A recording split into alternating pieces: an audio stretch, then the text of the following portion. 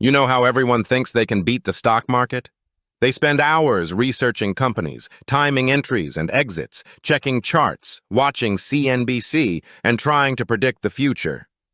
But here's the crazy part. Most of them fail. And when I say fail, I mean really fail. Hi there. Before we dive in, please take a moment to read the full disclaimer on the screen. Every year, more than 90% of active investors underperform the market.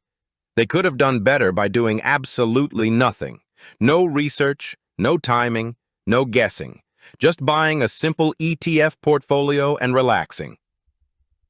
But what if I told you there are 7 super lazy ETF portfolios that have quietly beaten almost every stock picker alive? Portfolios so simple that you could explain them to a 12-year-old. Portfolios backed by Nobel Prize winners, billionaires, and long-term data going back decades. And yet most people have never heard of them. Today, I'm going to show you all 7 of these portfolios. I'm going to break down what they contain, why they work, the logic behind them, and what kinds of investors they're perfect for. And if you stay until the end, I'll show you which one has historically been the most stable during market crashes, and why almost nobody talks about it. Before we begin, let me ask you something. Do you think stock picking is mostly skill, luck, or a mix of both? I want to hear your thoughts, so drop your answer in the comments and let's see how many people agree with you. All right, let's get into portfolio number 1, the classic that started everything. This one is so simple it's almost funny. It's literally just 2 ETFs, one for the total U.S. stock market and one for U.S. bonds. Something like VTI and BND in a 60-40 split or 80-20 if you're younger. And yet this basic 2-fund combo has beaten the majority of hedge funds for decades. Why? Because it avoids the biggest mistake investors make, trying to time the market. Instead, it rides long-term growth while smoothing the bumps with bonds. It's the definition of lazy brilliance. Portfolio 2 is a fan favorite, the 3-fund portfolio. Total U.S. stock market, total international stock market, and a bond fund. That's it. Just 3 ETFs that cover basically every investable company in the world. The beauty of this approach is diversification. When one region struggles, another region picks up the slack. Historically, adding international stocks has reduced volatility while still keeping returns strong. Here's a question for you. Do you personally invest mostly in U.S. stocks, international stocks, or both? Comment below. I'm curious how global your portfolio is. Portfolio 3 is something called the all-weather portfolio, made famous by billionaire Ray Dalio. This one is a bit different because it's built for all market conditions: inflation, deflation, growth, recession, everything. It's heavy on bonds, includes a slice of commodities, and a portion of equities. People like this portfolio because it isn't about maximizing returns. It's about minimizing pain during big crashes. It's one of the most stable, lazy portfolios ever created. Imagine a portfolio that barely moves even when the world feels like it's on fire. That's what made Dalio so wealthy. While traders panic, this portfolio just keeps on doing its thing. Portfolio 4 is for the opposite crowd, the people who want high growth. It's the total market growth portfolio, usually split between a total U.S. stock market ETF and a total international stock ETF, sometimes with a sprinkle of emerging markets. No bonds. All offense. It's simple.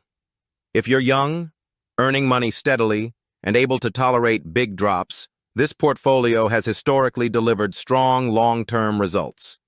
Yes, it crashes harder. Yes, it recovers stronger. And yes, you need a strong stomach. So tell me, would you prefer a portfolio that grows fast and crashes hard, or one that grows slower but protects you more? Drop your answer. I want to see which team you're on. Portfolio 5 is one of the most underrated of all time, the Golden Butterfly Portfolio. It's split between stocks, small cap value stocks, long-term bonds, short-term bonds, and gold. The idea is simple. Each asset class shines in a different economic environment. Gold during inflation, bonds during recessions, stocks during growth. small cap value during recovery cycles. This portfolio has historically had surprisingly high returns for how safe it is. It's the kind of portfolio people choose when they want to sleep well and make good money. And honestly, peace of mind is priceless in investing. Portfolio 6 is for the hardcore minimalists. It's the one ETF portfolio. Yup, just one ETF. Usually something like VT, which holds over 9,000 companies from all around the world. One purchase, infinite diversification. It's the ultimate lazy solution. Some people think it's too simple to actually work. But here's the truth. Global markets have grown for over a century. And when you buy the whole world, you don't need to worry which country wins next. The world has a way of growing over time. If you had to choose only one ETF for the rest of your life, what would it be? I'm curious. Put your answer in the comments. And now, Portfolio 7, the one most people have never heard of but absolutely should.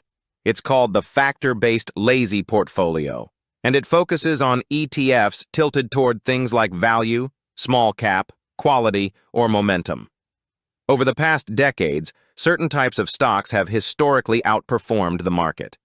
For example, small cap value stocks have crushed the S&P 500 in long-term data. Momentum stocks also have strong track records. These portfolios use extremely simple ETF tilts to take advantage of those patterns. The amazing thing is you get higher returns without having to pick individual stocks. It's still lazy, just a little smarter. Now here's what makes these 7 portfolios so powerful when compared to stock picking. Number 1, they eliminate emotions. Humans are terrible at making financial decisions when we're stressed or excited. But lazy ETFs don't care about feelings. They just keep growing. Number 2, they avoid the temptation to chase shiny objects. That hot new stock everyone is tweeting about. That company you think will 10x. That risky trade your friend swears is a winner. Lazy portfolios ignore all of that noise. Number 3, they let compound growth do the heavy lifting. Time in the market beats timing the market. Every single time. But here's a fun question. Why do you think so many people still choose stock picking even though simple ETF portfolios keep beating them? Is it overconfidence? The thrill of gambling? Not wanting to feel basic? I want to hear your thoughts. Leave a comment. I think this will start a really interesting conversation.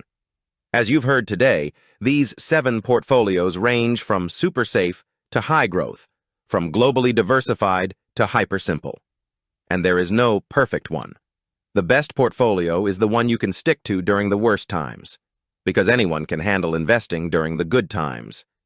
The real test happens during the ugly crashes, the scary headlines, the moments when fear takes over. That's why lazy investing works. It doesn't require emotional brilliance. It requires staying consistent. Before I reveal which of these portfolios has historically handled crashes the best, let me take a quick second to say this. If you're getting value from this video, it would mean a lot if you hit the like button. It helps the channel grow, and it tells YouTube that this content is worth sharing. And while you're at it, subscribe and share this video if you want more simple, powerful strategies like this. Also, tell me in the comments which portfolio you're thinking of trying. I genuinely want to know. All right. So, which of these 7 lazy ETF portfolios is the king of stability, the one that historically held up best during crashes? That crown goes to the all-weather portfolio. During many downturns, it barely dipped while the market dropped like a rock. That's because its design is based on economic cycles instead of stock trends. It's not the highest returning portfolio, but for the average investor who hates watching their money drop 30%, 40%, or 50% in a crash, this one feels like a warm blanket. But the bigger message isn't which one is best. It's that simplicity wins. Complexity is what makes investors panic. Complexity makes people feel insecure and afraid of making mistakes. But simple portfolios? They're calm. They're predictable. They're easy to manage. And over the long run, They quietly outperform almost everyone who tries to outsmart the market. Let me end with this thought. If you could build your perfect lazy ETF portfolio right now, something you could hold for the next 20 years, what would it look like? Which ETFs would you choose, and why? I'd love for you to share your answer in the comments. Not only will it help you think more clearly, but you might inspire someone else who's looking for a simple way to start investing. Thanks for watching. If you enjoyed this breakdown of the 7 lazy ETF portfolios that beat 99% of stock pickers, make sure you like, subscribe, and share so more people can learn how simple long-term success can really be. Stay smart, stay consistent, and I'll see you in the next video.